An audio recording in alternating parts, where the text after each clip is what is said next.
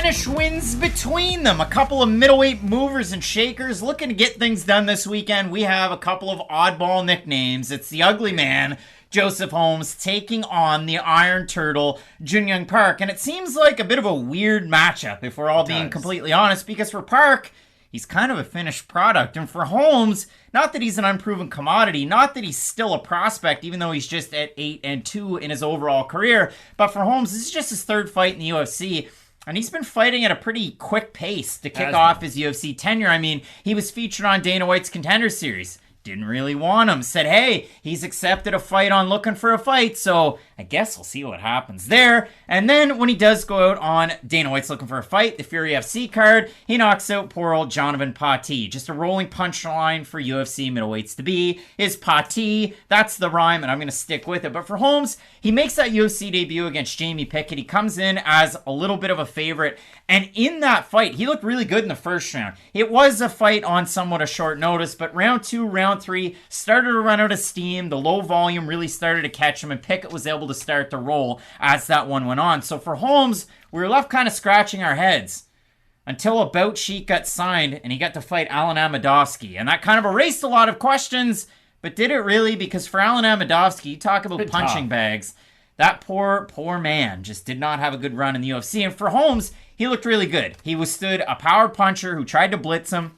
He threw a couple of really good shots on one of those blitzes, landed a knee, drops him, and then as Amedovski gets back up, Holmes presses him up against the cage, gets him down.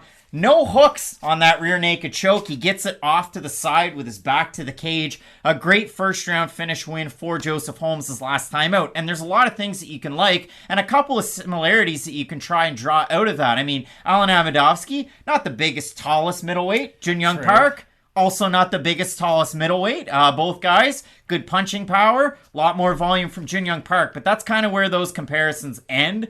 And at this point, Matt, when you just look at records on a page, which we never want to do, but for Park, I mean, by the fuck, he's fought way better competition. And that's why this is a bit of a confusing fight, and that's why I fully agree with how you set this video up. Joseph Holmes is still trying to figure it out right now. We don't really know what his specialty is, what's going to get him to the top 15. We know what his specialty is. I think I know what his specialty is. But the thing is, Holmes can still improve in so many other ways, even at the things that he does well. For Jun Young Park, like you had mentioned, we already know what he does. He's trying to get into the top 15, and he's not that far away, I don't think. In the middleweight division, like, if you look all right outside of the, like, top 15, if you look good against the top 25 opponent, you're about to fight, like, Sean Strickland in a 5-round main event. So, for Jun Young Park, I do think that he is heavily favored, and it does make sense because he is the much more complete fighter, and I do think it's fair to say that this is a difficult fight for Joseph Holmes. Now, maybe he is able to show us something different that we haven't seen from him up until this point. He is still fairly young in the division. He is 27 years old, so I do think that there is room for improvement, but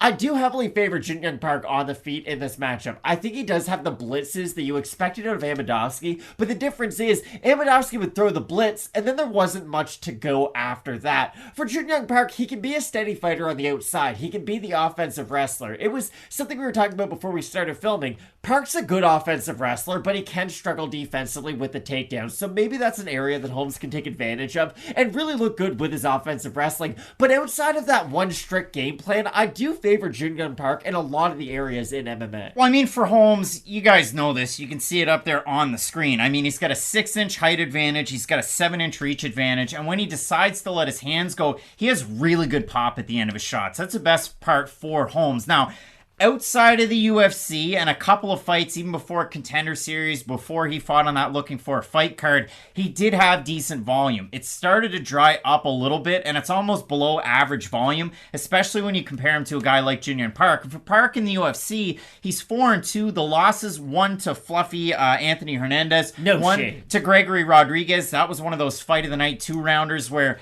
Park looked really good right up until he didn't, and Rodriguez earned the finish win. Now, it feels like a little bit of a, hey, you won your last fight. But did you really? Because if you look at it for Park, his last time out, he beat Eric Anders by split decision. And if you do consider that, MMA decisions, 9 of them had it 29-28 for Anders, 2 of them had it 29-28 for Park. The real story of the fight was the fact that, Park was minus 200 in that fight. He did decent work when he was on the feet and standing, but he struggled with the takedowns early. He defended all the takedowns in the last round. It was a little bit of an odd decision. But other than that, he's number 8 all-time in the middleweight division with strikes landed per minute at 5.14. He's number 6 all-time in the middleweight division with takedown accuracy 4 at 55%. So some decent stats for Park. But you look at this one, I don't think Park's going to work a lot of those takedowns, and I think his volume could be enough to carry him to a win.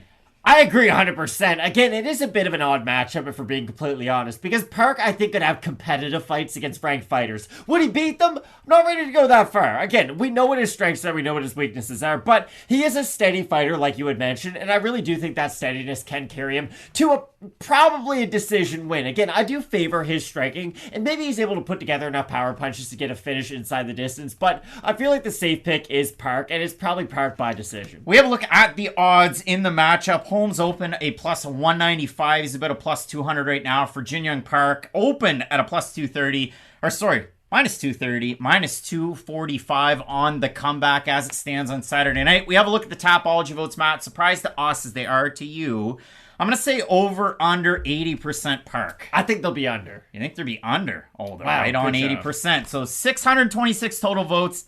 80% Park, 81% by decision. For the 20% that have Holmes, 41% by decision, 26% by submission, and roughly the difference by knockout. Tapology percentages aren't always accurate. I think Holmes, obviously, as those Tapology voters, they're very astute. They have it. I would think Holmes, if he's going to get the win, probably going to get it by finish, which isn't all that crazy because his takedown abilities are very good. He's slippery on the mat, and he hits with a lot of force. The trouble I have is Holmes can kind of get baited by the barrages and struggle with the volume, and we saw that as the fight wore on against Pickett, although it was on short notice.